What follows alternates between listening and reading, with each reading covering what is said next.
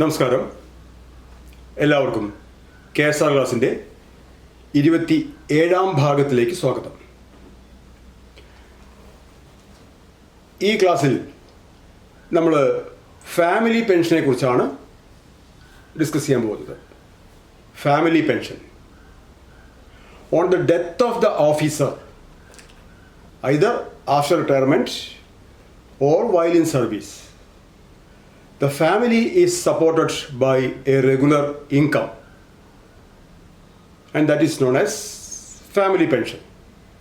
സർവീസിലിരിക്കെ ഒരു ഓഫീസർ മരണപ്പെടുമ്പോഴോ അതല്ല റിട്ടയർമെൻറ്റിന് ശേഷം ആണ് മരണപ്പെടുന്നത് എങ്കിലോ ആ ഫാമിലിക്ക് ഒരു മന്ത്ലി ഇൻകം അവിടെ എൻഷുർ ചെയ്യുന്നുണ്ട്.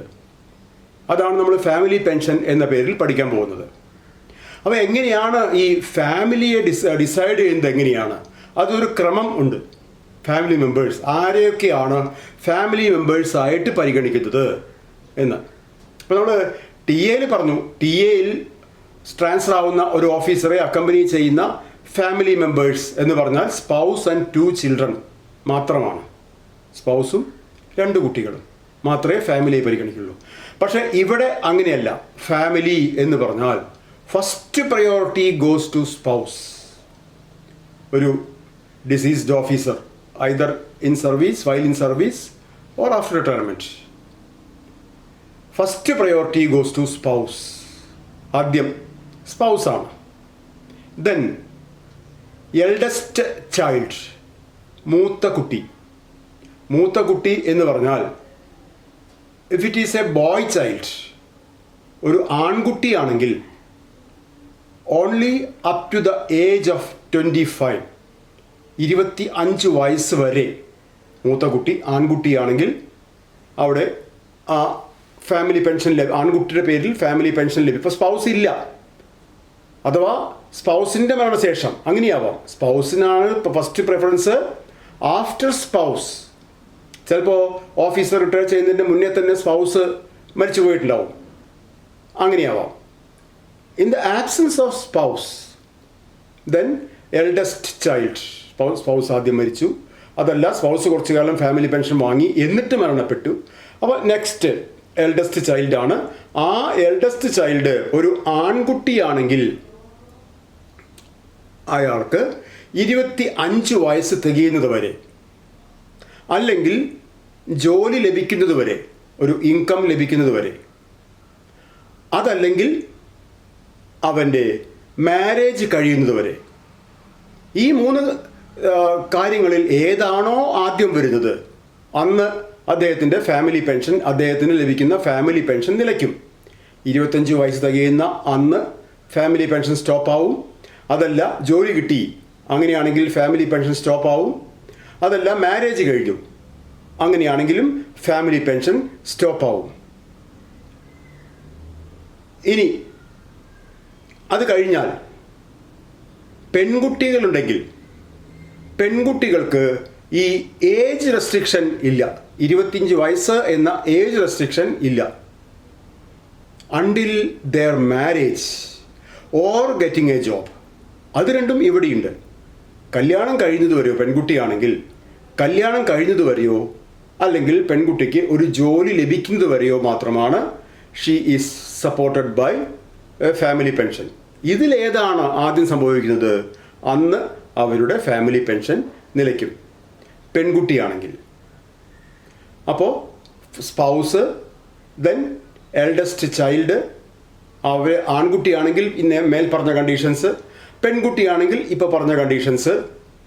ഇനി ഫിസിക്കലി ഓർ മെൻ്റലി എന്തെങ്കിലും ഡിസബിലിറ്റി, സ്പെഷ്യലി ഏബിൾഡ് എന്ന് പറയും, അങ്ങനെയുള്ള കുട്ടികളാണെങ്കിൽ അവർക്ക് ആജീവനാന്തം ഈ ഫാമിലി പെൻഷൻ ലഭിച്ചുകൊണ്ടിരിക്കും. If they are severe physical or mental problems. അങ്ങനെ ഒന്നിൽ കൂടുതൽ കുട്ടികൾ ഇങ്ങനെ ഫിസിക്കലി, അതായത് അവർക്ക് ജോലി ചെയ്യാൻ കഴിയാത്ത വിധത്തിൽ ഫിസിക്കൽ ഓർ മെൻ്റൽ പ്രോബ്ലംസ് ഉണ്ടെങ്കിൽ they will be supported throughout their life with the family pension. And if there is more than one, ഒന്നിൽ കൂടുതൽ കുട്ടികളുണ്ടെങ്കിൽ the pension is distributed equally among them. അങ്ങനെയാണ്. അത് വേറൊരാൾക്ക് അയച്ചു കൊടുത്ത് അയാൾ ഡിവൈഡ് ചെയ്ത് കൊടുക്കുകയല്ല, ഇവർക്ക് തന്നെ ഈക്വലി. അത് അതോറിറ്റി തന്നെ ചെയ്യും.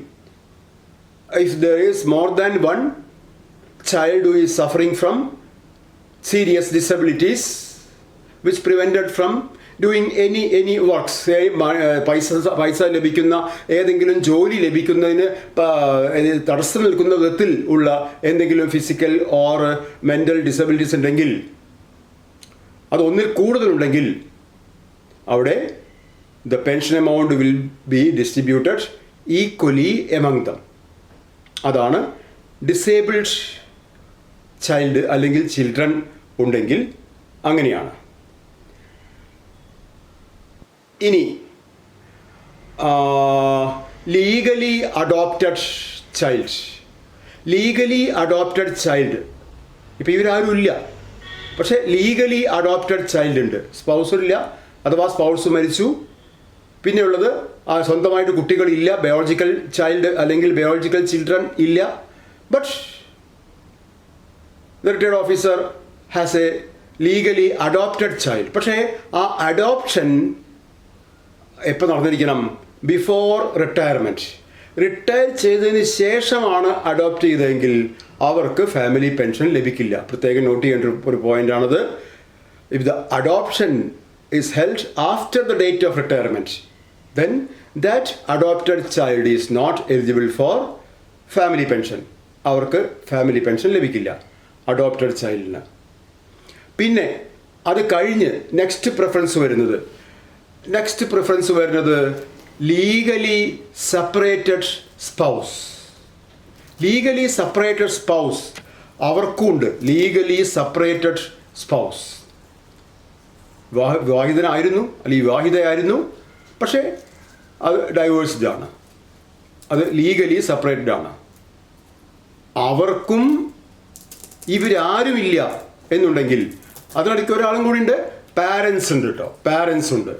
പാരൻസും കഴിഞ്ഞിട്ടേ ഈ ലീഗലി സെപ്പറേറ്റഡ് സ്പൗസിന് വരുള്ളൂ. ഇപ്പോൾ സ്വന്തം സ്പൗസ് ഇല്ല, മരിച്ചുപോയി, കുട്ടികളില്ല, അഥവാ കുട്ടികളുടെ ഏജ് ലിമിറ്റ് കഴിഞ്ഞു, മാരേജ് കഴിഞ്ഞു, അല്ലെങ്കിൽ ഈ ഡിസേബിൾഡ് കുട്ടികളില്ല, ഇങ്ങനെയുള്ള ആരുമില്ല, then the only remaining family member or members അത് പാരൻസാണ്. പാരൻസിനും ഈ ഫാമിലി പെൻഷന് എലിജിബിലിറ്റി ഉണ്ട്. ഈക്വൽ ഷെയറാണ്. ഫാമിലിയിൽ അച്ഛൻ എൽഡർ മെമ്പർ എന്നുണ്ടെങ്കിൽ അച്ഛൻ അയച്ചു കൊടുത്തിട്ട് അത് അച്ഛൻ ഷെയർ ചെയ്യുക, അങ്ങനെയല്ല. അച്ഛനും അമ്മയും ജീവിച്ചിരിപ്പുണ്ടെങ്കിൽ രണ്ടു പേർക്കും ഈക്വൽ ഷെയറായിട്ട് ഈ പെൻഷൻ ഡിവൈഡ് ചെയ്ത് കൊടുക്കും. ആരുടെ? ഈ ഡിസീസ്ഡ് ഓഫീസറുടെ.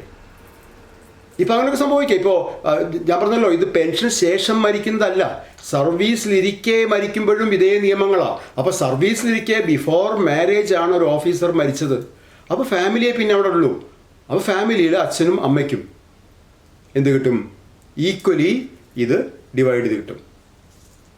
അപ്പോൾ ഇത് ഓരോരുത്തരും ഇല്ലെങ്കിലത്തെ കാര്യമാണ്. ഓരോ ഇമ്മീഡിയറ്റ് ഫസ്റ്റ് ഹയർ അല്ലെങ്കിൽ അവകാശി എന്ന് പറഞ്ഞാൽ സ്പൗസ് ആണെന്ന് പറഞ്ഞു, പിന്നെ എൽഡസ്റ്റ് ചൈൽഡ് ആണെന്ന് പറഞ്ഞു. അങ്ങനെ കഴിഞ്ഞ് ഇവരാരും ഇല്ല എന്നുണ്ടെങ്കിൽ പാരൻസ് ഉണ്ട്. പാരൻസും കഴിഞ്ഞിട്ടാണ് ഈ പറയുന്ന ലീഗലി സെപ്പറേറ്റഡ് സ്പൗസ് വരുന്നത്. ലീഗലി സെപ്പറേറ്റഡ് സ്പൗസ് അവർക്കും ഈ മറ്റാരും ഇല്ല എന്നുണ്ടെങ്കിൽ, നേരത്തെ പറഞ്ഞ അവകാശികൾ ആരും ഇല്ല എന്നുണ്ടെങ്കിൽ, the legally separated spouse is eligible for the family pension. അപ്പോൾ അതിനിടയ്ക്ക് പിന്നെ ഈ മാരേജ് കഴിഞ്ഞു പോയ പെൺകുട്ടികളുണ്ട്. അവർ ഡൈവേഴ്സ്ഡ് ആയിട്ടോ അവർ വിഡോവ്ഡ് ആയിട്ടോ മാറിക്കഴിഞ്ഞാൽ അവർക്ക് ഫാമിലി പെൻഷൻ കിട്ടും. പക്ഷേ എല്ലാവർക്കും കിട്ടില്ല. അവർ എന്തെങ്കിലും ഫിസിക്കൽ ഡിസബിലിറ്റി ഉള്ളവരാണെങ്കിൽ മാത്രമേ, ഫിസിക്കൽ ഡിസബിലിറ്റി ഉള്ള പെൺകുട്ടികൾ, അതായത് സിവിയർ ഫിസിക്കൽ ഡിസബിലിറ്റി ഇല്ല, അവരുടെ മാരേജ് കഴിഞ്ഞു, ആ മാരേജ് കഴിഞ്ഞു, അതിനുശേഷം അവർ അവർ ഡൈവേഴ്സ്ഡായി അല്ലെങ്കിൽ വിഡോവ്ഡായി, അവർക്ക് ഫാമിലി പെൻഷൻ ഒരു വർഷം ചോദിച്ചിരുന്നു ഈ ക്വസ്റ്റ്യൻ. ആർക്കാണ് ഈ ഡൈവേഴ്സ്ഡ് ഡോട്ടേഴ്സിന് ഫാമിലി പെൻഷൻ എലിജിബിലിറ്റി ഉണ്ടോ? ഉണ്ട്.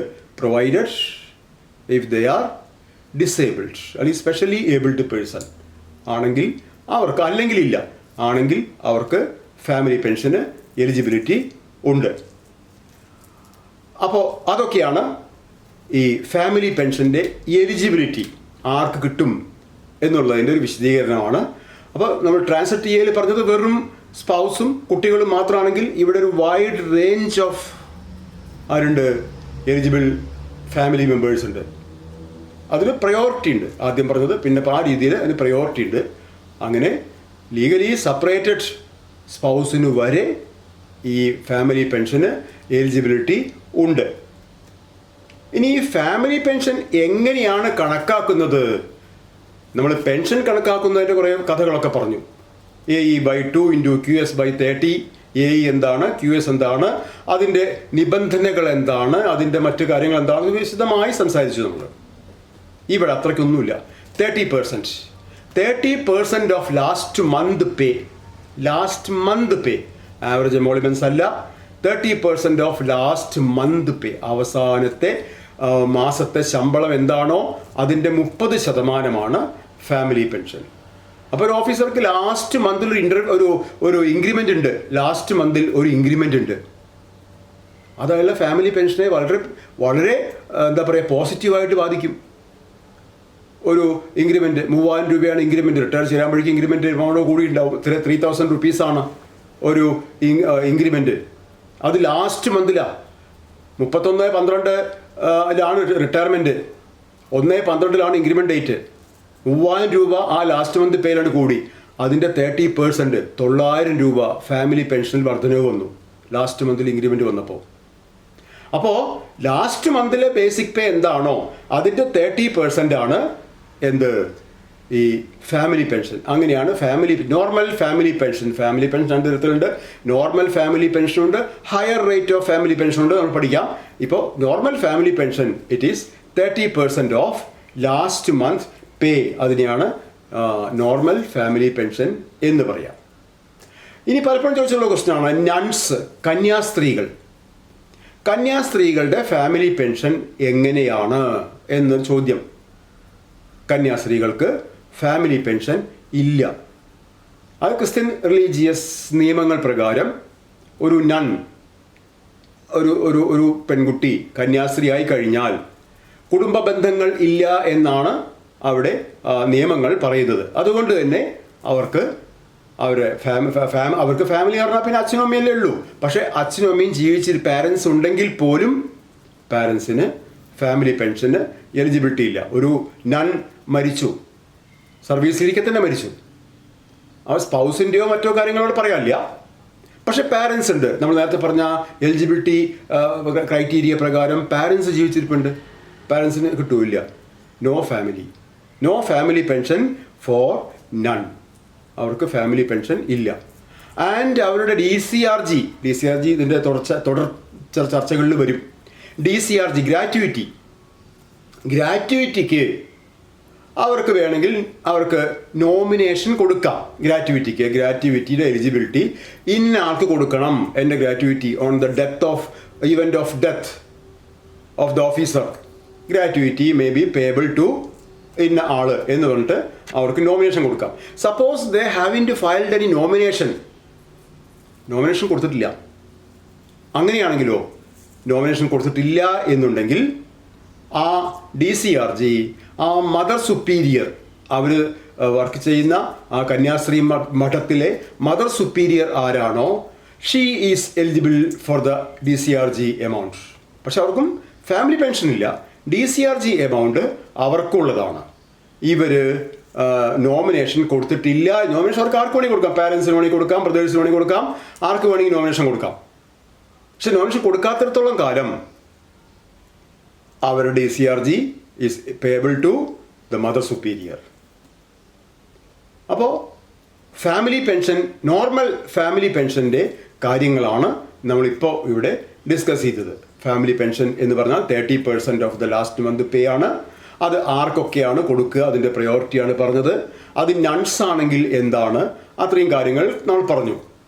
ഇനി ഈ ഫാമിലി പെൻഷൻ പറയുമ്പോൾ അതിൽ higher rate of family pension എന്നൊരു ഘടകമുണ്ട്.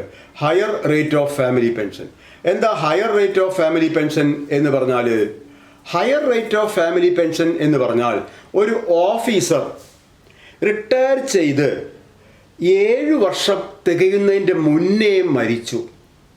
ശ്രദ്ധിക്കണം, 7 വർഷമാണ് അതിൻ്റെ കണക്ക്, 7 years. If an officer died after retirement but before completing 7 years, അതായത് ഇന്നത്തെ കാലാവസ്ഥ, ഇന്നത്തെ കണ്ടീഷനിൽ 56 വയസ്സിൽ റിട്ടയർ ചെയ്തു. അപ്പോൾ 63 വയസ്സാകുന്നതിൻ്റെ മുന്നേ ആ ഓഫീസർ മരിച്ചാൽ ഫാമിലിക്ക് ലഭിക്കുന്നത് നേരത്തെ നമ്മൾ പറഞ്ഞ ആ 30% ഓഫ് ലാസ്റ്റ് മന്ത് പേ അല്ല അവർക്ക് ലഭിക്കുന്ന ഫാമിലി പെൻഷൻ. അത് ഹയർ റേറ്റ് ഓഫ് ഫാമിലി പെൻഷനാണ്, ഉയർന്ന നിരക്കിലുള്ള ഫാമിലി പെൻഷൻ. റിട്ടയർ ചെയ്തിട്ട് നെക്സ്റ്റ് മന്ത് മരിച്ചാലും 62ാമത്തെ വയസ്സിൽ മരിച്ചാലും എന്നാണോ ഈ പെൻഷനർ ജീവിച്ചിരിപ്പുണ്ടെങ്കിൽ അദ്ദേഹത്തിന് 63 വയസ്സാകുക, ആ ദിവസം വരെ ഫാമിലിക്ക് ലഭിക്കുന്ന പെൻഷനെയാണ് നമ്മൾ higher rate of family pension എന്ന് പറയുക. അതെങ്ങനെയാണ് കണക്കാക്കുക എന്ന് ചോദിച്ചാൽ അത് സർവീസ് പെൻഷന് ഈക്വലാണ്. സർവീസ് പെൻഷൻ അതായത് റിട്ടയർ ചെയ്ത ഒരു ഓഫീസർ മരിച്ചു കഴിഞ്ഞാൽ ആ മരണം പെൻഷൻ്റെ രൂപത്തിൽ ഈ ഫാമിലിയെ ബാധിക്കില്ല. ഓഫീസർ മരിച്ചു, പേഴ്സണൽ ലോസ് അത് വേറെ. പക്ഷേ ഇൻകം, ഫാമിലി ഇൻകം, ഇദ്ദേഹത്തിൻ്റെ പെൻഷനാണല്ലോ, സർവീസ് പെൻഷനാണല്ലോ. പിന്നെ ഫാമിലിക്ക് ഇൻകം, റിട്ടയർ ചെയ്ത് കഴിഞ്ഞാൽ ഒരു ഓഫീസറുടെ ഇൻകം എന്ന് പറഞ്ഞാൽ എന്താ? അദ്ദേഹത്തിന് സർവീസ് പെൻഷനാണ്. ആ സർവീസ് പെൻഷൻ വാങ്ങുന്ന ഒരു പെൻഷനർ മരിച്ചു പോയാൽ, എപ്പോൾ റിട്ടയർ ചെയ്ത് 7 വർഷം തികയുന്നതിൻ്റെ മുന്നേ മരിച്ചു പോയാൽ ആ ഫാമിലിക്ക് എന്നാണോ ഇദ്ദേഹത്തിന് 63 വയസ്സ് തികയുന്നത്, അതായത് എന്നാണോ ഇദ്ദേഹം റിട്ടയർ ചെയ്ത് 7 വർഷം തികയുന്നത്, അതുവരെ ആ ഫാമിലിക്ക് പെൻഷൻ റെഡ്യൂസ്ഡ് ആവില്ല. Reduced rate of family pension അല്ല കിട്ടുക, higher rate of family pension ആണ് കിട്ടുക. What is the higher rate of family pension? It is equal to the service pension. Service പെൻഷന് ഈക്വൽ ആണ് higher rate of family pension. അത് പ്രസക്തിയിൽ നിങ്ങൾ ഇത് ചെയ്യുമ്പോൾ തന്നെ അവിടെ ചോദിച്ചിട്ടുണ്ടാവും, normal rate of family pension, higher rate of family pension. 3 sentences ആണ്. ആദ്യം എന്താണ്? Service pension of the officer, പിന്നെ family pension of the officer, പിന്നെ higher rate of family pension. Family pension of the officer എന്ന് പറഞ്ഞാൽ last month paid 30%. Service pension of the officer എന്ന് നമ്മൾ നേരത്തെ പറഞ്ഞ മാതിരി AE/2 × QS/30 എന്ന ഇക്വേഷൻസ് ഒക്കെ ഉപയോഗിച്ച് കണക്കാക്കിയ എമൗണ്ട്, അത് തന്നെയാണ് എന്ത്? ഹയർ റേറ്റ് ഓഫ് ഫാമിലി പെൻഷനും. അപ്പോൾ ഫാമിലി പെൻഷൻ നേരത്തെ പറഞ്ഞ മാതിരി നോർമൽ റേറ്റ് ഓഫ് ഫാമിലി പെൻഷനുണ്ട്, ഹയർ റേറ്റ് ഓഫ് ഫാമിലി പെൻഷനുണ്ട്. എന്താ വ്യത്യാസമുണ്ട് തമ്മിൽ? Higher rate of family pension എന്ന് പറഞ്ഞാൽ പെൻഷനർ റിട്ടയർ ചെയ്ത് 7 വർഷത്തിനകം മരിക്കുകയാണെങ്കിൽ ആ ഫാമിലിക്ക് റിട്ടയർ ചെയ്ത് 7 വർഷം തികയുന്ന ആ ദിവസം വരെ അദ്ദേഹത്തിൻ്റെ family is supported by the original service pension. എത്രയാണോ അത് വെച്ച് ഫാമിലിക്ക് കിട്ടും. That is higher rate of family pension. അത് കഴിഞ്ഞാൽ നേരത്തെ നമ്മൾ കണക്കാക്കി വെച്ച റിട്ടയർമെൻറ്റ് ഡേറ്റിൽ തന്നെ ഇതൊക്കെ കണക്കാക്കി വെച്ചിട്ടുണ്ടാവും. കണക്കാക്കി വെച്ച 30% എത്രയാണോ അതാണ് സബ്സിക്വൻറ്റ് അല്ലെങ്കിൽ subjected to any increase due to pay revision. അതെന്തെങ്കിലും വന്നിട്ടുണ്ടെങ്കിൽ അത് വെച്ചിട്ട് പുതുതായിട്ട് അത് റീകാൽക്കുലേറ്റ് ചെയ്തിട്ടായിരിക്കും എന്താണെങ്കിലും ആ 30% ആണ് എന്തായിട്ട് കിട്ടുക? ഫാമിലി പെൻഷനായിട്ട് കിട്ടുക. 7 വർഷത്തിന് ശേഷം 63 വയസ്സാകുന്നത് വരെ ആണ് ഈ higher rate of family pension eligibility. അപ്പോൾ അതാണ് ഫാമിലി പെൻഷൻ്റെ ഏകദേശം ഒരു രൂപം. ഇനി സർവീസിലിരിക്കെ മരണപ്പെടുമ്പോൾ, അതായത് 7 വർഷമെങ്കിലും സർവീസ് ഉള്ള ഒരു ഓഫീസർ സർവീസിലിരിക്കെ മരണപ്പെടുമ്പോൾ അദ്ദേഹത്തിൻ്റെ ഫാമിലി പെൻഷൻ എങ്ങനെ കണക്കാക്കും എന്നാണ്. സർവീസിലിരിക്കെ ഒരു ഓഫീസർ മരണപ്പെട്ടു, അദ്ദേഹത്തിന് 7 വർഷത്തിൽ കൂടുതൽ സർവീസ് ഉണ്ട്. അപ്പോൾ അദ്ദേഹത്തിൻ്റെ ഫാമിലി പെൻഷൻ എന്ന് പറഞ്ഞാൽ നേരത്തെ പറഞ്ഞ രീതിക്കൊന്നുമല്ല കണക്കാക്കുക. Half of the last month pay, അവസാനത്തെ മാസം ഇദ്ദേഹത്തിൻ്റെ പേ എന്തായിരുന്നോ അതിൻ്റെ പകുതിയാണ് തുടർന്നുള്ള 7 വർഷങ്ങളിൽ ഈ ഫാമിലിയുടെ എലിജിബിൾ ഫാമിലി പെൻഷൻ. അദ്ദേഹത്തിൻ്റെ ഫാമിലി എന്ന് പറഞ്ഞാൽ നേരത്തെ പറഞ്ഞ മാതിരി സ്പൗസ് ആവാം, കുട്ടികളാവാം, അതല്ലെങ്കിൽ പാരൻസ് ആവാം. അത് ഫാമിലിയുടെ എലിജിബിലിറ്റി അനുസരിച്ചിട്ട് എന്താണെങ്കിലും അത് എങ്ങനെ കണക്കാക്കുന്നത്? Half of the last month pay. ഇദ്ദേഹം ഏത് മന്തിലാണോ മരിച്ചത് ആ മന്തിലെ അദ്ദേഹത്തിൻ്റെ ബേസിക് പേ എന്താണോ അതിൻ്റെ പകുതിയാണ് അദ്ദേഹത്തിൻ്റെ ഫാമിലിക്ക് ലഭിക്കുന്ന ഫാമിലി പെൻഷൻ. എത്ര കാലത്തേക്ക്? തുടർന്നുള്ള 7 വർഷക്കാലത്തേക്ക് അദ്ദേഹത്തിൻ്റെ ഫാമിലിക്ക് ഈ തുക ഫാമിലി പെൻഷനായി ലഭിക്കും. 7 വർഷം കഴിഞ്ഞാലോ? 7 വർഷം കഴിഞ്ഞാൽ നോർമൽ ഫാമിലി പെൻഷൻ, അതായത് മരിക്കുന്ന സമയത്ത് അദ്ദേഹത്തിൻ്റെ ബേസിക് പേ എന്തായിരുന്നോ അത് 30% ആയിട്ട് കുറയും അദ്ദേഹത്തിൻ്റെ ഫാമിലി പെൻഷൻ. അതുവരെ ഹാഫ് ആയിരിക്കും, അതായത് 50% തന്നെ ആയിരിക്കും. അത് കഴിഞ്ഞാൽ അത് 30% ആയിക്കോളും. എപ്പോൾ? 7 വർഷം കഴിഞ്ഞാൽ. ഇനി നമ്മൾ കമ്മ്യൂട്ടേഷൻ ഓഫ് പെൻഷനെ കുറിച്ചാണ് പറയാൻ പോണത്. കമ്മ്യൂട്ടേഷൻ ഓഫ് പെൻഷൻ എന്താ? കമ്മ്യൂട്ട് ചെയ്യുക എന്ന് പറഞ്ഞാൽ പെൻഷൻ കമ്മ്യൂട്ട് ചെയ്യുക.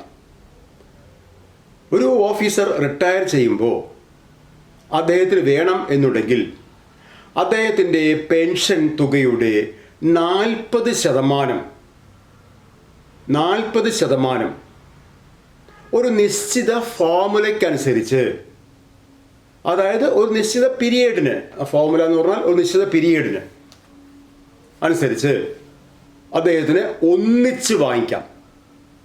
അതായത് 10 വർഷത്തേക്ക്, 11 വർഷത്തേക്ക്, അത് depending upon the age at the time of retirement. എന്ന് പറഞ്ഞാൽ നമ്മൾ നേരത്തെ പഠിച്ച മാതിരി റിട്ടയർമെൻറ്റ് ഏജ് എത്രയാണെന്ന് വെച്ചാൽ 56 നമുക്ക് ഉറപ്പിച്ച് പറയാൻ പറ്റില്ലല്ലോ. ഒരാൾ വോളണ്ടറി പെൻഷനാണ് വാങ്ങുന്നത്, അല്ല ഒരാൾ റിട്ടയറിംഗ് പെൻഷനാണ് വാങ്ങുന്നത്.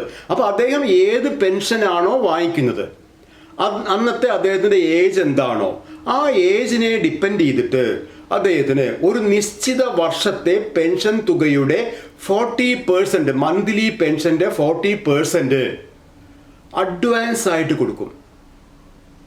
നല്ലൊരു എമൗണ്ട് വരും, അത് അഡ്വാൻസ് ആയിട്ട് കൊടുക്കും. അതിനെയാണ് കമ്മ്യൂട്ടേഷൻ ഓഫ് പെൻഷൻ എന്ന് പറയാം. നോർമലി 56-ാമത്തെ വയസ്സിലാണ്. അത് നമുക്കത് ആദ്യം ഫോർമുല ഒന്ന് പറയാം. ഫോർമുല എങ്ങനെയാണ് കമ്മ്യൂട്ടേഷൻ എമൗണ്ട് കണക്കാക്കുന്നത്? ആ കമ്മ്യൂട്ടേഷൻ എമൗണ്ട് കണക്കാക്കുന്നത് 40% ഓഫ് ദ പെൻഷൻ തുകയുടെ 40%. നമ്മൾ നേരത്തെ കണ്ടില്ലേ, AE/2 × QS/30 എന്ന പെൻഷൻ കണ്ടല്ലോ. ആ AE/2 × QS/30 എന്ന പെൻഷൻ തുകയുടെ 40%, so 40% of the pension into 12 എന്ന് പറഞ്ഞാൽ എന്താ? ഒരു വർഷത്തേക്കായി. 40% ഓഫ് ദ പെൻഷൻ എന്ന് പറഞ്ഞാൽ ഒരു മാസത്തെ പെൻഷൻ്റെ 40% ഇൻറ്റു 12 ഇൻറ്റു 12. അപ്പോൾ എത്രയായി? ഒരു വർഷത്തെ ടോട്ടൽ പെൻഷൻ്റെ 40% ഇൻറ്റു കമ്മ്യൂട്ടേഷൻ വാല്യൂ എന്ന് പറയും. കമ്മ്യൂട്ടേഷൻ വാല്യൂ അത് നിങ്ങൾ സ്ക്രീനിൽ വരും. കമ്മ്യൂട്ടേഷൻ വാല്യൂ അത് depends upon the age of the പെൻഷനറുടെ ഏജിനനുസരിച്ച് ഈ കമ്മ്യൂട്ടേഷൻ വാല്യൂ വ്യത്യാസപ്പെടും. ഇപ്പോൾ 56-ാമത്തെ വയസ്സിലാണ് നോർമൽ റിട്ടയറിംഗ് പെൻഷനാണ് ഒരു ഓഫീസർ റിട്ടയർ ചെയ്യുന്നത്. നോർമലി 56-ാമത്തെ വയസ്സിൽ റിട്ടയർ ചെയ്യുന്ന ഒരു ഓഫീസർ, അദ്ദേഹത്തിൻ്റെ കമ്മ്യൂട്ടേഷൻ വാല്യൂ എന്ന് പറഞ്ഞാൽ 11.1 ആണ്. 11.1 അത് എവിടുന്നാണ് കിട്ടുക എന്ന് ചോദിച്ചാൽ നിങ്ങൾ എക്സാം ഹാളിലേക്ക് കൊണ്ടുപോകുന്ന പുസ്തകത്തിൽ KSR വോളിയം 2 എന്നുള്ള ആ ഭാഗത്ത് ഉണ്ടാവുന്നത്. വോളിയം 2-ൽ അതിൻ്റെ അവസാന ഭാഗത്ത് ഈ ചാർട്ട് ഉണ്ടാവും. അത് എവിടെയാണെന്നുള്ളത് എക്സാമിൻ്റെ മുന്നേ തന്നെ പുസ്തകം ഒന്ന് മറിച്ച് നോക്കി എവിടെയാണ് ഈ കമ്മ്യൂട്ടേഷൻ വാല്യൂ കൊടുത്തിട്ടുള്ളത് എന്ന് മനസ്സിലാക്കി പോകണം. അവിടെ നോക്കിയാൽ നിങ്ങൾക്ക് 50 വയസ്സ് തൊട്ട് ഉള്ള കമ്മ്യൂട്ടേഷൻ വാല്യൂ ഇങ്ങനെ കൊടുത്തിട്ടുണ്ടാവും. ഓരോ പ്രായത്തിലും റിട്ടയർ ചെയ്യുന്ന 50 വയസ്സല്ല, ഓരോ പ്രായത്തിലും റിട്ടയർ ചെയ്യുന്ന കമ്മ്യൂട്ടേഷൻ വാല്യൂ കൊടുത്തിട്ടുണ്ടാവും. അപ്പം നമ്മൾ ഏത് കമ്മ്യൂട്ടേഷൻ വാല്യൂ, ഏത് ഏജിന് നേരെയുള്ള കമ്മ്യൂട്ടേഷൻ വാല്യൂ ആണ് എടുക്കുക? നിങ്ങളുടെ സ്ക്രീനിൽ ഇപ്പോൾ 50 തൊട്ട് 62 വയസ്സ് വരെ ഉള്ള കമ്മ്യൂട്ടേഷൻ വാല്യൂ ഡിസ്പ്ലേ ചെയ്തിട്ടുണ്ട്. നമ്മളിപ്പോൾ 56-ാമത്തെ വയസ്സിൽ നോർമൽ റിട്ടയർമെൻ്റ് ആണ്. അങ്ങനെയാണെങ്കിൽ ഈ ചാർട്ട് നോക്കി 57-ാമത്തെ വയസ്സിന് നേരെ എന്താണോ കമ്മ്യൂട്ടേഷൻ വാല്യൂ എഴുതിയിട്ടുള്ളത് അതാണ് എടുക്കേണ്ടത്. അതായത് age as on the next date of birth after retirement. Commutation value അതിന് തുല്യമായിട്ടുള്ള എടുക്കുക. ഏതിന്? Age as on the next date of birth after retirement. Retire ചെയ്തിട്ട് അടുത്ത ഡേറ്റ് ഓഫ് ബർത്തിന് ഇദ്ദേഹത്തിന് എന്ത് ഏജ് ആയിട്ടുണ്ടാവും വെച്ചാൽ ആ ഏജിന് നേരെയുള്ള കമ്മ്യൂട്ടേഷൻ വാല്യൂ ആണ് നിങ്ങൾ എടുക്കേണ്ടത്. അപ്പോൾ നിങ്ങൾക്ക് സ്വാഭാവികം സംശയം വരും, അതെല്ലാം 57 ആവില്ലേന്ന്. അങ്ങനെയല്ല. എല്ലാവരും ഈ പറയുന്ന സൂപ്പർ ആനുവേഷൻ പെൻഷൻ ആവില്ല എടുക്കുന്നുണ്ടാവുക. വോളണ്ടറി വാങ്ങിക്കുന്നവരുണ്ടാവും, ഇൻവാലിഡ് ഉണ്ടാവും, ചിലരെ കോമ്പൻസേറ്ററി പെൻഷൻ വാങ്ങി പറഞ്ഞയക്കുന്നവരുണ്ടാവും, ചിലർക്ക് കമ്പൽസറി പെൻഷൻ കൊടുക്കുന്നവരുണ്ടാവും. എങ്ങനെയായാലും ഏത് ഏജിൽ റിട്ടയർ ചെയ്യുന്നോ അതിൻ്റെ അടുത്ത ഡേറ്റ് ഓഫ് ബർത്തിലെ ഏജ് എന്താണോ അതിന് നേരെയുള്ള കമ്മ്യൂട്ടേഷൻ വാല്യൂ ആണ് എടുക്കുക. അപ്പോൾ ഇവിടെ നോക്കൂ, 56-ാമത്തെ വയസ്സിൽ റിട്ടയർ ചെയ്യുന്ന ഒരു ഓഫീസറുടെ കമ്മ്യൂട്ടേഷൻ വാല്യൂ എന്ന് പറഞ്ഞാൽ 57 നേരെ എഴുതിയിട്ടുള്ള 11.1 ആണ്. 11.1. അപ്പോൾ അദ്ദേഹത്തിൻ്റെ കമ്മ്യൂട്ടേഷൻ എമൗണ്ട് എങ്ങനെയാണ് കണക്കാക്കുക? നമ്മൾ കണക്കാക്കിയ പ്രകാരം അദ്ദേഹത്തിൻ്റെ പെൻഷൻ 40,000 ആണെന്ന് വിചാരിക്കുക. 40,000 റുപ്പീസാണ്. നമ്മൾ AE/2 ഇൻറ്റു QS/30 എന്ന ഫോർമുല ഉപയോഗിച്ച് നമ്മൾ അദ്ദേഹത്തിൻ്റെ സർവീസ് പെൻഷൻ കണ്ടുപിടിച്ചു. അത് 40,000. ഞാൻ റൗണ്ട് ഫിഗർ പറയുന്നേ ഉള്ളൂ, കാൽക്കുലേഷൻ 40,000 ആണ് എന്ന് അസ്യൂം ചെയ്യാം. അദ്ദേഹത്തിൻ്റെ കമ്മ്യൂട്ടേഷൻ എമൗണ്ട് പലപ്പോഴും ക്വസ്റ്റ്യൻ ചോദിക്കും, കമ്മ്യൂട്ടേഷൻ എമൗണ്ട് എത്രയാണ് എന്ന് ക്വസ്റ്റ്യൻ ചോദിക്കാറുണ്ട്. അദ്ദേഹത്തിൻ്റെ കമ്മ്യൂട്ടേഷൻ എങ്ങനെയാണ് കണ്ടുപിടിക്കുക? 40% ഓഫ് 40,000, 40,000ൻ്റെ 40% 16,000 രൂപ. 40,000ൻ്റെ 40% എന്ന് പറഞ്ഞാൽ 16,000. 16,000 ഇൻറ്റു 12. അപ്പോൾ ഒരു വർഷത്തെ 16,000 ഇൻറ്റു 12 ഇൻറ്റു 11.1. അതിനെ 11.1 കൊണ്ട് മൾട്ടിപ്ലൈ ചെയ്യുക. എത്ര എമൗണ്ട് കിട്ടും? വലിയൊരു എമൗണ്ട് കിട്ടും. 16,000 ഇൻറ്റു 12 എന്ന് പറഞ്ഞാൽ തന്നെ എത്രയായി? 1,90,000 എന്ന് വിചാരിക്കുന്നു. അത് ഇൻറ്റു 11.1 അറൗണ്ട് 20 lakhs അല്ലേ? അറൗണ്ട് 20 lakhs അദ്ദേഹത്തിന് കമ്മ്യൂട്ടേഷൻ എമൗണ്ട് ആയിട്ട് കിട്ടും. അപ്പോൾ ഇതിനെയാണ് നമ്മൾ കമ്മ്യൂട്ടേഷൻ എന്ന് പറയുന്നത്. ഒരുവിധം എല്ലാവരും ഇങ്ങനെ റിട്ടയർ ചെയ്യുന്ന സമയത്ത് കമ്മ്യൂട്ട് ചെയ്യും, എമൗണ്ട് കമ്മ്യൂട്ട് ചെയ്യും. കാരണം മിനിമം 11.1 മിനിമം 56-ാമത്തെ വയസ്സിൽ റിട്ടയർ ചെയ്യുന്ന ഒരു ഓഫീസർക്ക് എന്തായാലും അദ്ദേഹത്തിൻ്റെ പെൻഷൻ്റെ 40%ൻ്റെ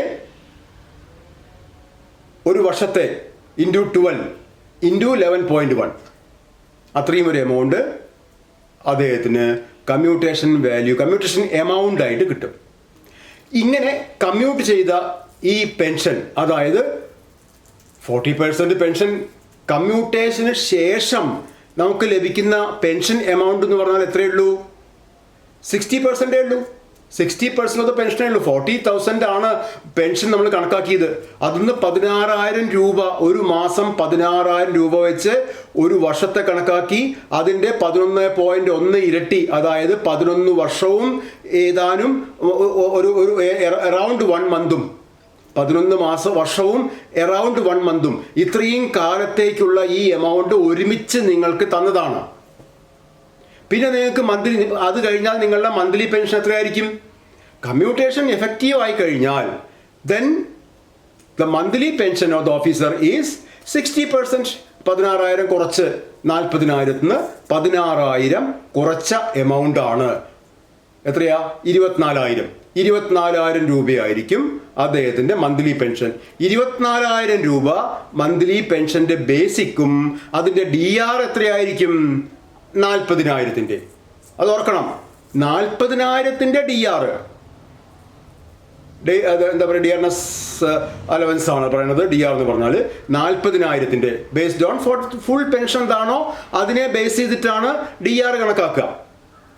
കയ്യിൽ ലഭിക്കുന്നത് 16,000 രൂപ കുറച്ച്, അതായത് 40% കുറച്ച്, ബാക്കി 60% ലഭിക്കുള്ളൂ.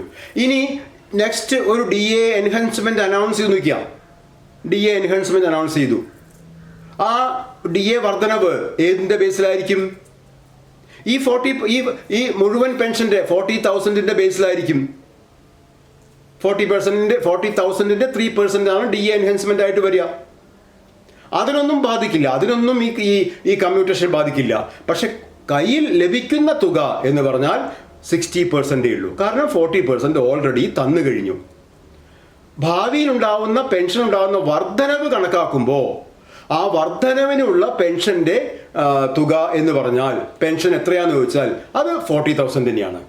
100% പെൻഷൻ. ഈ കമ്മ്യൂട്ടേഷൻ ഇല്ലാതെ എത്രയാണോ പെൻഷൻ വാങ്ങിച്ചിരുന്നത് ആ എമൗണ്ടിനെ ബേസ് ചെയ്തിട്ടാണ് ഒരു പെൻഷൻ റിവിഷൻ വന്നാൽ പുതിയ പെൻഷൻ കാൽക്കുലേറ്റ് ചെയ്യുന്നത്. DA വന്നാൽ DA അരിയർ വരുമ്പോൾ കാൽക്കുലേറ്റ് ചെയ്യുന്നത് ഒക്കെ ഫുൾ പെൻഷനെ ബേസ് ചെയ്തിട്ടാണ്. കയ്യിൽ വാങ്ങിക്കുന്നത് മാത്രം ഈ 60% ആണ്. ഇതെന്നോട്ട് വെൻ DCRG ഈസ് എന്താവുമ്പോൾ DCRG നമ്മൾ കയ്യിൽ DCRG അല്ല, ഈ കമ്മ്യൂട്ടേഷൻ കയ്യിൽ വാങ്ങിക്കഴിഞ്ഞാൽ, കമ്മ്യൂട്ടേഷൻ പക്ക ആയി കഴിഞ്ഞാൽ നെക്സ്റ്റ് മന്ത് തൊട്ട് ഈ 60% വരുള്ളൂ. അത് ചോദിക്കുന്ന വേറൊരു ക്വസ്റ്റ്യൻ ആണ്, അത് റെസ്റ്റോർ ചെയ്യുക എപ്പോഴാണ് എന്നാണ്.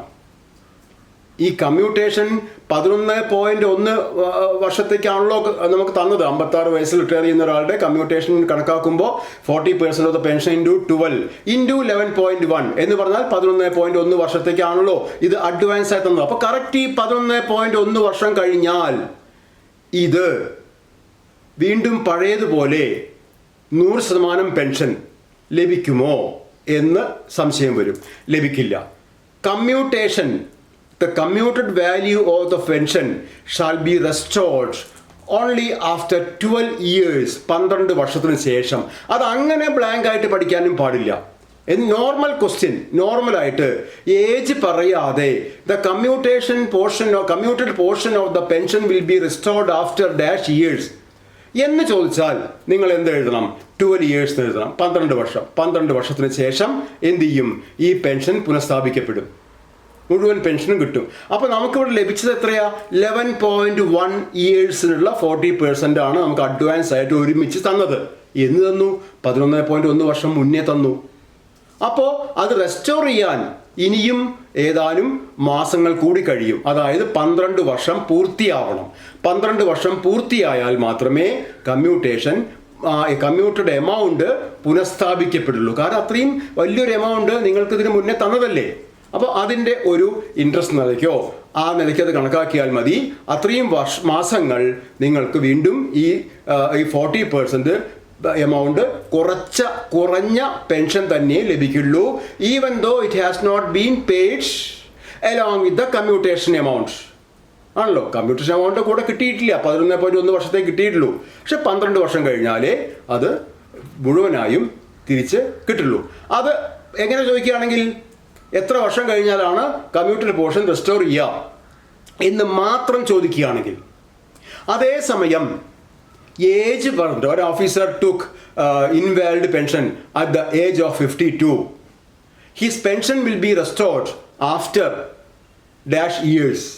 പെൻഷൻ അല്ല, yes, his commuted portion of the pension will be restored after dash years. അങ്ങനെ ഏജ് പറഞ്ഞ് ചോദിക്കുകയാണെങ്കിൽ നമ്മൾ എന്ത് ചെയ്യണം എന്നറിയോ? നമ്മൾ നിങ്ങളുടെ ചാർട്ട് നോക്കണം.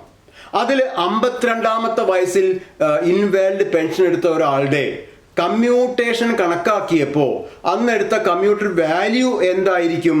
53 വയസ്സിന് നേരെയുള്ള 12.25 എന്ന വാല്യൂ ആയിരിക്കും എടുത്തിട്ടുണ്ടാവുക.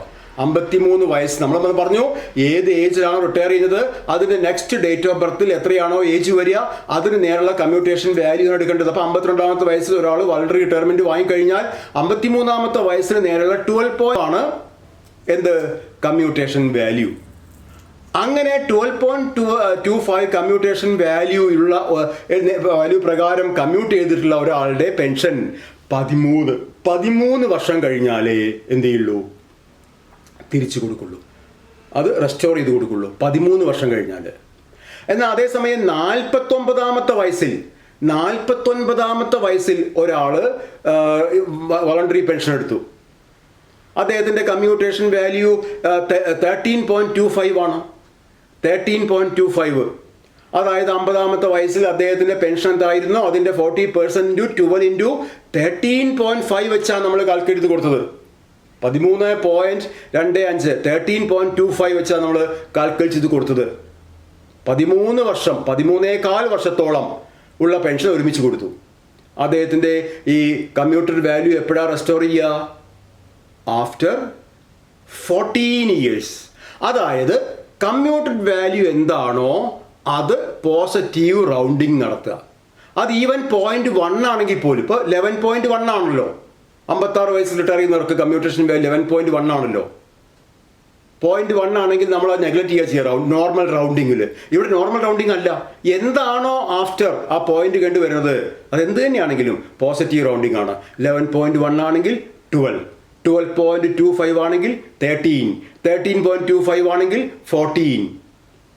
അങ്ങനെ റൗണ്ട് ചെയ്യുമ്പോൾ നമുക്ക് എത്ര വർഷങ്ങൾ കിട്ടുമോ അത്രയും വർഷങ്ങൾക്ക് ശേഷമാണ് എന്ത്, ഇദ്ദേഹത്തിൻ്റെ കമ്മ്യൂട്ടേഷൻ, ആ കമ്മ്യൂട്ട് ചെയ്ത വാല്യൂ, അത് ആ എമൗണ്ട് പുനഃസ്ഥാപിച്ച് കിട്ടുള്ളൂ. എങ്കിലും ഇത് ഒരു വിധം റിട്ടയർ ചെയ്യുന്ന ഓഫീസേഴ്സൊക്കെ ഈ കമ്മ്യൂട്ടേഷൻ ചെയ്യാറുണ്ട്. അതൊരു വലിയൊരു എമൗണ്ട് അഡ്വാൻസ് ആയിട്ട് ലഭിക്കുന്നു എന്നുള്ള അട്രാക്ഷൻ അതിനുണ്ട്, 40%. ഇനി ഇത് കമ്മ്യൂട്ടേഷൻ അപ്ലിക്കേഷൻ എപ്പോഴാണ് കൊടുക്കുക? റിട്ടയറിന് ശേഷം എപ്പോൾ വേണമെങ്കിൽ കൊടുക്കാം. എപ്പോൾ വേണമെങ്കിൽ പറഞ്ഞാൽ നമ്മൾ പെൻഷന് അപ്ലൈ ചെയ്യുന്ന ആ സമയത്ത് തന്നെ നമുക്ക് വേണമെങ്കിൽ ഈ കമ്മ്യൂട്ടേഷനും അപ്ലൈ ചെയ്യാം. പക്ഷേ അവിടെ ചെറിയൊരു എന്താ പറയുക, ഈ പെൻഷന് അപ്ലൈ ചെയ്തു, ചിലർക്കൊക്കെ സംഭവിച്ചിട്ടുണ്ട്. പെൻഷൻ അപ്ലൈ ചെയ്തു, പെൻഷൻ സാങ്ഷനായിട്ട് വന്നു, 2-3 മാസങ്ങൾക്ക് മുമ്പേ പെൻഷൻ സാങ്ഷനായിട്ട് വന്നു, ഈ കമ്മ്യൂട്ടേഷനും സാങ്ഷനായിട്ട് വന്നു. പക്ഷേ just before the date of retirement the officer died. Retire ചെയ്യുന്നതിൻ്റെ എല്ലാ പ്രൊസീജിയറും AG's ഓഫീസിൽ നിന്ന് ക്ലിയർ ചെയ്ത് വന്നു. നിങ്ങളുടെ എമൗണ്ട് ഇത്രയാണ്, പെൻഷൻ എമൗണ്ട് ഇത്രയാണ്, DCRG എമൗണ്ട് ഇത്രയാണ്, കമ്മ്യൂട്ടേഷൻ എമൗണ്ട് ഇത്രയാണ് എന്നൊക്കെ നിങ്ങൾക്ക് പേപ്പർ AGന്ന് വന്നു. നിങ്ങൾ റിട്ടയർ ചെയ്തില്ല, പക്ഷേ റിട്ടയർ ചെയ്യാൻ ഏതാനും ദിവസങ്ങളേ ഉള്ളൂ. ആ സമയത്ത് ഇദ്ദേഹം മരിച്ചു, ഈ ഓഫീസർ മരിച്ചു. അതായത് അദ്ദേഹം റിട്ടയർ ചെയ്യുന്നില്ല, റിട്ടയർമെൻറ്റിന് മുന്നേ മരിച്ചു. അദ്ദേഹത്തിൻ്റെ ഫാമിലിക്ക് ഈ കമ്മ്യൂട്ടേഷൻ കിട്ടുമോ? കിട്ടില്ല. Even though the papers have been sanctioned. അത് എപ്പോഴാണ് അത് ഈ കമ്മ്യൂട്ടേഷൻ എന്നുള്ളത് വാലിഡ് ആവുക? ആഫ്റ്റർ റിട്ടയർമെൻറ്റാണ്. റിട്ടയർമെൻറ്റിന് മുന്നേ അത് സാങ്ഷൻ ചെയ്തു വന്നാലും എന്തെങ്കിലും കാരണവശാൽ നിങ്ങൾ റിട്ടയർ ചെയ്തില്ല, നിങ്ങളെ ടെർമിനേറ്റ് ചെയ്തു വിചാരിക്കുക, എന്തെങ്കിലും സീരിയസ് ഓഫൻസോ ടെർമിനേറ്റ് ചെയ്തു, അല്ലെങ്കിൽ നിങ്ങൾ മരിച്ചു, നിങ്ങൾ മീൻസ് ഒരു ഓഫീസർ മരിച്ചു. അങ്ങനെ വരുമ്പോൾ ആ കമ്മ്യൂട്ടേഷൻ അതോടുകൂടി കഴിഞ്ഞു, കമ്മ്യൂട്ടേഷൻ ഇല്ല. കാരണം കമ്മ്യൂട്ടേഷൻ ഈസ്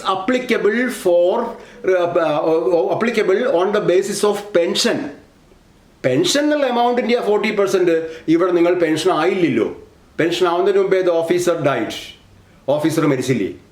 അപ്പോൾ ഇതിന് പെൻഷൻ എന്നുള്ള ഓരോ കാര്യം വരുന്നില്ല, അതുകൊണ്ട് തന്നെ കമ്മ്യൂട്ടേഷനും വരുന്നില്ല.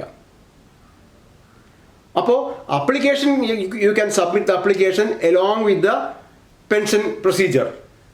അതിൻ്റെ കൂടെ കമ്മ്യൂട്ടേഷനും അതിലുണ്ട്. ആ പെൻഷൻ ബുക്കിൽ പ്രസക്തന്നുണ്ട് ഒരു പേജ്, അതാണ് അപ്ലിക്കേഷൻ ഫോർ കമ്മ്യൂട്ടേഷൻ. എത്ര %? 40% നമുക്ക് തീരുമാനിക്കാം. 40% വേണോ, 20% മതിയോ, 30% മതിയോ, അത് നിങ്ങളുടെ തീരുമാനമാണ്. എത്ര % നിങ്ങൾക്ക് കമ്മ്യൂട്ട് ചെയ്യണം, അത് ആ കമ്മ്യൂട്ട് ചെയ്യണ്ടേ. നിങ്ങൾ അപ്ലിക്കേഷൻ കൊടുക്കണ്ട, കമ്മ്യൂട്ടേഷൻ നിങ്ങളുടെ തീരുമാനമാണ് കമ്മ്യൂട്ട് ചെയ്യണോ വേണ്ടേ എന്നുള്ളത്. അപ്പോൾ അപ്ലൈ ചെയ്യണമെന്നുണ്ടെങ്കിൽ നിങ്ങൾക്ക് ഈ പെൻഷൻ അപ്ലിക്കേഷൻ്റെ ഒപ്പം തന്നെ അപ്ലൈ ചെയ്യാം. അപ്പോൾ റിട്ടയർമെൻറ്റിനൊപ്പം തന്നെ കമ്മ്യൂട്ടേഷനും സാങ്ഷനായി വരും. റിട്ടയർമെൻറ്റ് DCRG ഒക്കെ എൻകാഷ് ചെയ്യുന്നതോടൊപ്പം തന്നെ കമ്മ്യൂട്ടേഷനും എൻകാഷ് ചെയ്യാം. ഇനി അപ്പോൾ അപ്ലൈ ചെയ്തില്ല, പെൻഷൻ ടൈമിൽ അപ്ലൈ ചെയ്തില്ല, കമ്മ്യൂട്ട് ചെയ്യുന്നില്ല എന്ന തീരുമാനത്തിലിരുന്നു, അങ്ങനെ പിന്നീട് ഇത് കമ്മ്യൂട്ട് ചെയ്യണമെന്ന് തോന്നിക്കഴിഞ്ഞാൽ വിത്തിൻ 1 ഇയർ ആണെങ്കിൽ within 1 year from the date of retirement ആണ് ഇദ്ദേഹത്തിന് ഇങ്ങനെ ഇത് ചെയ്ത് കളയാം, കമ്മ്യൂട്ടേഷൻ ചെയ്ത് കളയാൻ തോന്നുന്നത്. കമ്മ്യൂട്ട് ചെയ്യാമെന്ന് വിചാരിക്കുകയാണെങ്കിൽ ഇതുപോലെ തന്നെ പ്രത്യേകിച്ച് അഡീഷണൽ പ്രൊസീജിയർ ഒന്നുമില്ല. നിങ്ങളുടെ റിട്ടയർ ചെയ്യുന്ന സമയത്ത് നിങ്ങളുടെ ഹെഡ് ഓഫ് ഓഫീസ് ആരായിരുന്നോ അവർക്ക് നോർമൽ അപ്ലിക്കേഷൻ കൊടുക്കണം. കൊടുത്തു കഴിഞ്ഞാൽ അത് ഇതുപോലെ അതിൻ്റെ പ്രൊസീജിയറൊക്കെ കഴിഞ്ഞ് കമ്മ്യൂട്ടേഷൻ സാങ്ഷനായിട്ട് വരും വിത്തിൻ 1 ഇയർ ആണെങ്കിൽ. പക്ഷെ 1 വർഷം കൂടി കഴിഞ്ഞിട്ടാണ്, ആഫ്റ്റർ 1 ഇയർ ആണ് നിങ്ങൾ കമ്മ്യൂട്ടേഷന് അപ്ലൈ ചെയ്യുന്നത് എന്നിരിക്കട്ടെ. ആഫ്റ്റർ 1 ഇയർ ആണ് നിങ്ങൾ കമ്മ്യൂട്ടേഷൻ അപ്ലൈ ചെയ്യുന്നതെങ്കിൽ ലേശം പ്രൊസീജിയർ കൂടി. എന്താ അത്? ആഫ്റ്റർ 1 ഇയർ ആണെങ്കിൽ നിങ്ങൾ അപ്ലൈ ചെയ്യുന്നതോടുകൂടി നിങ്ങൾക്ക് 2 ഫോട്ടോഗ്രാഫ്സ് കൊടുക്കണം. ആ ഫോട്ടോഗ്രാഫിൽ ഒന്നിൽ ഒരു ഗസറ്റ് ഓഫീസർ സൈൻ ചെയ്യണം. അതൊന്നുമല്ല വലിയ പ്രശ്നം. അത് കഴിഞ്ഞ് നിങ്ങളുടെ ഈ application shall be forwarded to a medical authority. ഒരു മെഡിക്കൽ അതോറിറ്റിക്ക് ഫോർവേഡ് ചെയ്യും. ആ മെഡിക്കൽ അതോറിറ്റി നിങ്ങളെ എക്സാം ചെയ്യും. അതിനുള്ള പൈസ നിങ്ങൾ ട്രഷറിയിൽ കെട്ടിവെക്കണം. ആ എക്സാമിനേഷൻ ഫീ, മെഡിക്കൽ ബോർഡിന് കൊടുക്കേണ്ട examination fee, you have to remit it at the treasury. ആ എമൗണ്ട് ട്രഷറിയിൽ കെട്ടിവെച്ച് you have to appear before a medical board. Medical ബോർഡിന് മുന്നിൽ ഹാജരാകണം. അങ്ങനെ ആ മെഡിക്കൽ ബോർഡ് നിങ്ങളെ എക്സാം ചെയ്തിട്ട് അവർ പറയുകയാണ് your health condition is so poor. അപ്പോൾ നിങ്ങളുടെ യഥാർത്ഥത്തിൽ നിങ്ങളൊരു 58-ാമത്തെ വയസ്സിലാണ് നിങ്ങൾ ഈ കമ്മ്യൂട്ടേഷൻ അപ്ലൈ ചെയ്യുന്നത്. അപ്പോൾ നിങ്ങൾക്ക് 59-ാമത്തെ വയസ്സിന് നേരെയുള്ള 10.46 എന്ന കമ്മ്യൂട്ടേഷൻ വാല്യൂ ഈ മെഡിക്കൽ ബോർഡ് റെക്കമെൻഡ് ചെയ്തോളണം എന്നില്ല. 10.46 എന്ന് പറഞ്ഞാൽ നിങ്ങൾ ഇനിയും ഒരു 10 വർഷം 10.5 വർഷത്തോളം ഇരിക്കും എന്ന ഉറപ്പിന്മേലാണ് ഈ ഇത്രയും ഇരട്ടി തരുന്നത്. ഇത്രയും വർഷത്തേക്കുള്ള 40% പെൻഷൻ നിങ്ങൾക്ക് ഒന്നിച്ച് തരുന്നത്. മെഡിക്കൽ ബോർഡിന് നിങ്ങളുടെ ഹെൽത്ത് കണ്ടീഷൻസിൽ സംശയങ്ങളുണ്ടെങ്കിൽ, നിങ്ങൾക്ക് സീരിയസ് ആയിട്ടുള്ള എന്തെങ്കിലും അസുഖങ്ങൾ നിങ്ങളെ ബാധിച്ചിട്ടുണ്ട് എന്ന് തോന്നുകയാണെങ്കിൽ അവർ പറയുന്ന കമ്മ്യൂട്ടേഷൻ വാല്യൂ മാത്രമേ നിങ്ങൾക്ക് അവിടെ അതോറിറ്റി സാങ്ഷൻ ചെയ്യുള്ളൂ.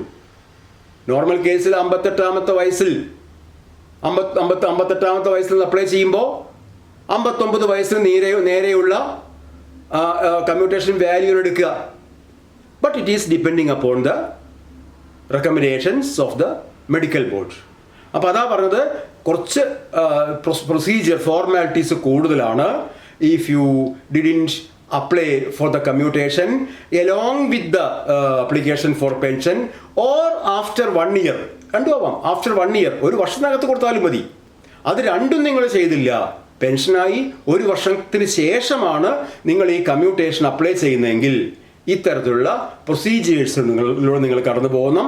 അപ്പോൾ നിങ്ങൾക്കൊരു പക്ഷേ ഈ കമ്മ്യൂട്ടേഷൻ വാല്യൂ നിങ്ങളുടെ ഏജിനനുസരിച്ചുള്ളത് കിട്ടാൻ ഉള്ള സാധ്യത ചിലപ്പോൾ കുറവായി വന്നേക്കാം.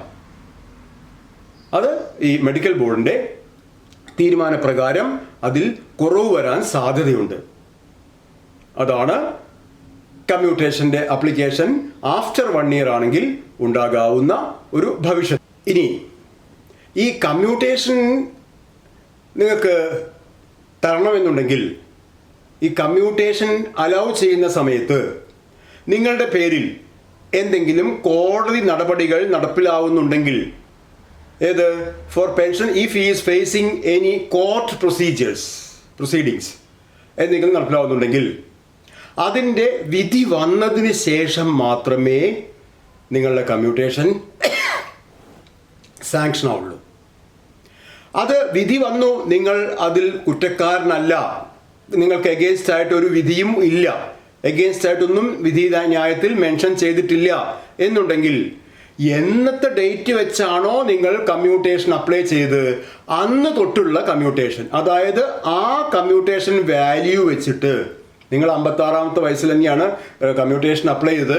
അപ്പോൾ 57-ാമത്തെ വയസ്സിലുള്ള കമ്മ്യൂട്ടേഷൻ വാല്യൂ ആയിട്ടുള്ള 11.1 വെച്ചിട്ട് നിങ്ങൾക്ക് തരേണ്ടതായിരുന്നു. പക്ഷേ ആ സമയത്ത് നിങ്ങൾ കോടതി നടപടികൾ നേരിട്ടുകൊണ്ടിരിക്കുകയായിരുന്നു.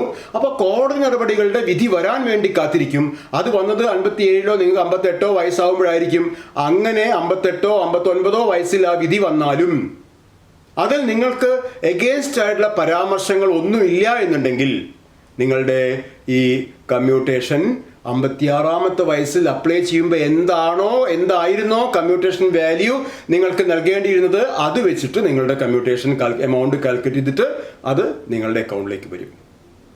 അതാണ് കോടതി നടപടികളുമായി ബന്ധപ്പെട്ടിട്ട് പറയാനുള്ളത്.